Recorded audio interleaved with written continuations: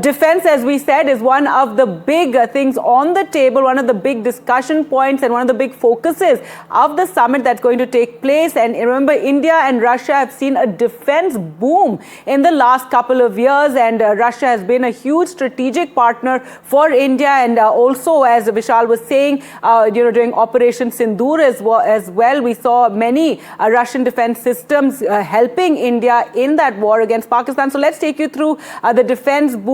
It was over a 45,000 crore deal that was made for 5 S-400 Triumph air defense systems signed in 2019, and this was the defense system that helped us. A 13,500 crore deal for 12 Sukhoi fighter jets. This deal was signed in 2024. Then a 20,000 crore deal for 464 T-90 tanks. This was signed in 2019. Putin and Prime Minister Modi reaffirming the BrahMos as a flagship of their strategic defense partnership. That was done in 2015. And now the deal on the nuclear submarine has also been finalized after talks for over a decade.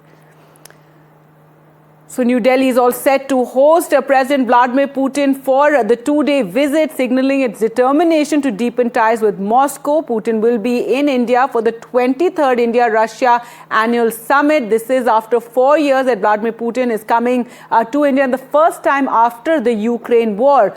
Both the countries aim to expand bilateral trade to $100 billion by 2030. And defense, as we said, is at the center of this meeting ahead of Putin's visit to India. Take a look at this report.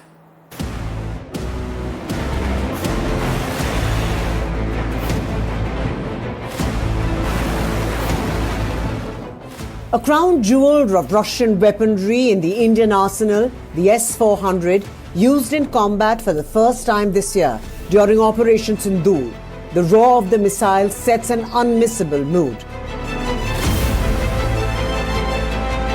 As the Russian president arrives in India, the focus is largely economy and trade. But defense and weapons are a permanent sweetener in this relationship. Putin's visit this week injects fresh momentum into one of the world's most enduring strategic partnerships. Putin isn't coming empty-handed. The Russian delegation arrives armed with proposals that could reshape India's future military power.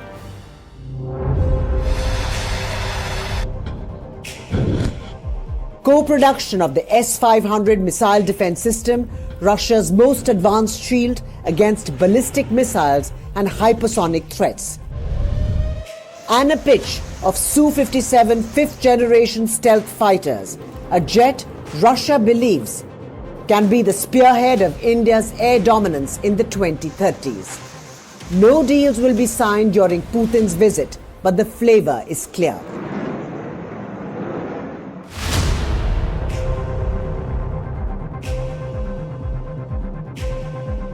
Russia is still India's #1 supplier of weapons and military hardware. The Indian Air Force remains the heaviest operator of Russian aviation outside Russia itself. The flagship Sukhoi 30 MKI air dominance fighter is the Indian Air Force's mainstay combat aircraft. Add to that the MiG-29s, IL-76 transports and Mi-17 helicopters, and the Russian imprint is unmissable.